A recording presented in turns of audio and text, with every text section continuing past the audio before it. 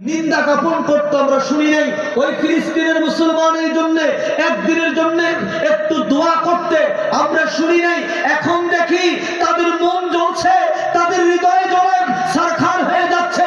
Iran যখন ইসরায়েলের উপর হামলা শুরু করলো, এখন দেখি আমার দেশের কিছু মৌলবীরা ফতোয়া শুরু করলো শিয়ারা কাফের, ভাইরা শিয়ারা কাফের। এরপর ইরানের সর্বোচ্চ নেতা আয়াতুল্লাহ খামেনি কাফের, তার মৃত্যুর পরে ইন্না লিল্লাহ পড়া যাবে না, ফতোয়া শুরু হয়ে গেছে। কথা বলুন ঠিক কি না? আমি বলি ও মুরব্বি, যখন আমার ফিলিস্তিনের নারী পুরুষদেরকে হত্যা করলো নির্বিচারে, তখন তোমার ফতোয়া কোথায় ছিল? তখন তুমি কোথায় ছিলে? এখন ইসরায়েলের উপর হামলা যখন হলো, তখন তুমি কেন শিয়া সুন্নি আমাদের সামনে আনতে চাও? এর মানে আমরা বুঝতে পেরেছি তোমরা আর যাও না, তোমরা হলো ইহুদিদের দালাল দালাল দালাল। কথা বলো ঠিক না? ওইটাই কাফের, ওইটাই কাফের।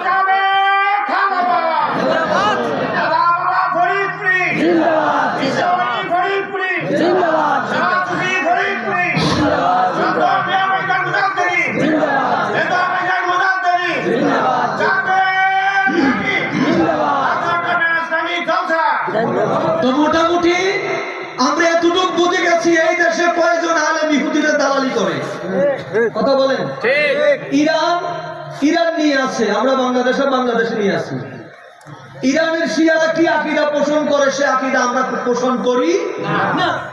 এরা কিভাবে নামাজ পড়ে, আমরা সেইভাবে নামাজ আদায় করি না। আমার নামাজ আমার নবী যেমনে পড়ছে আমরা এমনি পড়ি।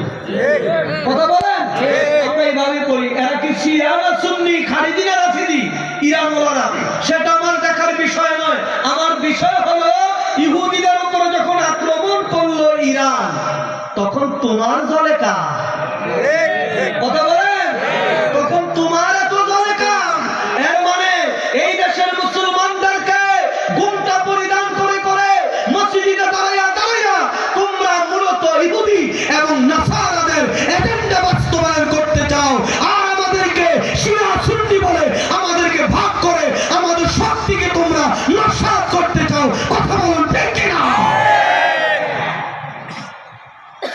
তবে তোমাদের ভাওতাবাজি জাতি বুঝে গেছে। ঠিক কথা বলেন, তোমাদের ভাওতাবাজি জাতি বুঝে গেছে। নুরউদ্দিন জঙ্গি রহমতুল্লাহ দেখে তসবিহ পড়ে, কথা বল না।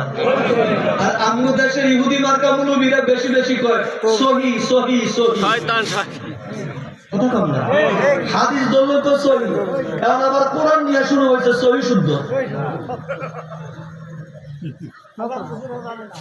তসবিহ পড়তেছে। নুরউদ্দিন জঙ্গির বলল, হুজুর আমরা যাচ্ছি না, যতক্ষণ ওখানে যে খাওয়া নিয়ে গাড়াই করবো ততক্ষণ আল্লাহ এবং রাসূলের জিকির করি। কথা কি ভালো না খারাপ? কথা বলেন ভালো না খারাপ? আরে ভাই সব ভালো, ভালো না। কথা বলেন সব ভালো, কথা বলেন সব ভালো। ওই মুলুবীর কথা ততক্ষণ পর্যন্ত আমি ভালো বলবো যতক্ষণ পর্যন্ত মুলুবীর কথার মধ্যে নবীর মহব্বত থাকবে। কথা বলেন, আমি আট্রসি বুঝি না, পুরপুরা বুঝি না, চন্দ্রপাড়া বুঝি না, সর্বনাই বুঝি না, আমি কোন পীর বুঝি না। আমি বুঝি আমার নবীর কথা যে বলে আমি তার পক্ষে।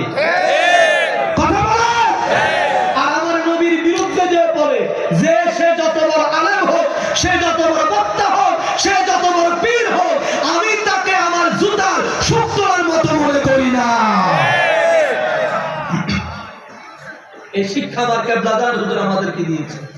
নবীর ব্যাপার আমার হুজুর কারোর সাথে কখনো আপোষ হয় না। হয়েছে আপোষ হয় না। মিলাদ শরীফ বন্ধ করার জন্য কত মুলবি উল্টা করে লাগছে বাংলাদেশে, হুজুর কয় মিলাদ চলবে। কথা বলেন, তারা বন্ধ করে একটা লক্ষ লক্ষ হুজুরের মুরিদের করে কয় ইয়া নবী সালাম আলাইকা। ঠিক না বা ঠিক? নুরউদ্দিন জঙ্গি কয় সব ঠিক আছে, নাকাব উঠাও, সুবহানাল্লাহ, বোরকা উঠাও, পর্দা উঠাও, চেহারা দেখি। মদিনার লোকজন হতভম্ব, ভাবছে এত বড় মুত্তাকি লোক, বুজুর্গ লোকদের সাথে তিনি কি করছেন। সাধারণ লোকগুলো বলছে হুজুর যাবো না, খলিফা ওনারা খুব ভালো মানুষ, কখনো কারোর সাথে একটু শব্দ করে না। নুরুদ্দিন জঙ্গিকে চোখ, আমার কাজ আমাকে করতে দাও, পর্দা উঠাও, মুখের উপর রুমাল উঠাও। রুমাল উঠাতে চায় না, উঠাও রুমাল।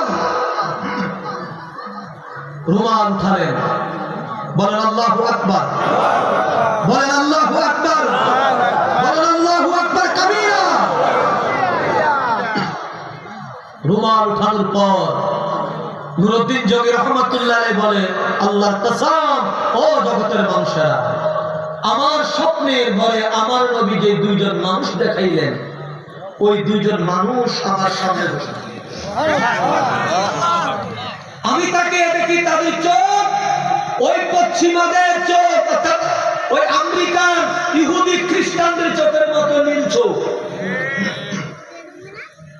নুরুদ্দিন জঙ্গি বলো, তোমাদের পরিচয় বলো। মদিনার লোকেরা বলতো, হুজুর তাদেরকে ডিস্টার্ব কেন করছেন? চোখ, তোমার পরিচয় বলো, বাড়ি কোথায়, ঘর কোথায়, কোথা থেকে এসেছো? বলছে, হুজুর আমরা অমুক দেশ থেকে আমরা এসেছি, আমরা রাসূলের পাক সাল্লাল্লাহু আলাইহি ওয়াসাল্লামের আমরা হজ করতে এসেছি। রাসূলের দরবারে এসে জিয়ারত করার পর এখন আর মদিনা ছেড়ে যেতে মন চায় না, তাই রয়ে গেছে। বলছে, তোমরা রয়ে গেছো, কারণ কি, কেন রয়ে গেলা? বলছে, হুজুরের জিয়ারত। নুরুদ্দিন জঙ্গি অপরাধ ছাড়া তো হতে পারে, কথা বলেন না। বলছে, রয়ে গেছো ভালো কথা, কতদিন থাকবে? বলছে, হুজুর নিয়ত করেছি মৃত্যু পর্যন্ত এখানেই থাকবো, ইন্তেকালের পরে যেন জান্নাতুল বাকিতে আমার দাফনটা হয়। কত বড় কথা। নুরুদ্দিন জঙ্গি বলে, তাদের ব্যাগ চেক করো। মদিনাবাসী হতবাক, সম্মানিত ব্যক্তিদেরকে অপমান করা হচ্ছে। ব্যাগ চেক করলেন, কিছুই পাচ্ছে না। নুরুদ্দিন জঙ্গি আরো বিব্রত হচ্ছেন, ব্যাপারটা কি? লোক মিলল, কিন্তু তাদের ষড়যন্ত্র নবীর কিভাবে ডিস্টার্ব করে তা খুঁজে পাচ্ছি না কেন। এবার নুরুদ্দিন জঙ্গি নিজে হেঁটে বলল, তোমরা নামাজ পড়ো কোথায়? বলতে, হুজুর এই তো আমরা এই জানামাজে আমরা নামাজ পড়ি, জানামাজ পড়াই। গভীর মনোযোগ, জানামাজ কি সরাই। জানামাজ সরানোর পর দেখতে পায় জানামাজের নিচে চাটাই, কি চাটাই সরাই। চাটাই সরানোর পরে দেখি বিশাল আকারের একটা পাথর, ওই পাথরের উপরে চাটাই। নুরুদ্দিন জঙ্গি রহমাতুল্লাহ সৈন্যদেরকে বললেন, পাথর সরাও। পাথর যখন সরাইলেন, তাকিয়ে দেখি বিশাল সুড়ঙ্গ, কি বিশাল সুড়ঙ্গ। বলে, তাদের ফাঁকড়াও করে, এই সুড়ঙ্গ কি, এখানে কি? সত্য বলো না, তোমাদের বার্তা এখনই নেই।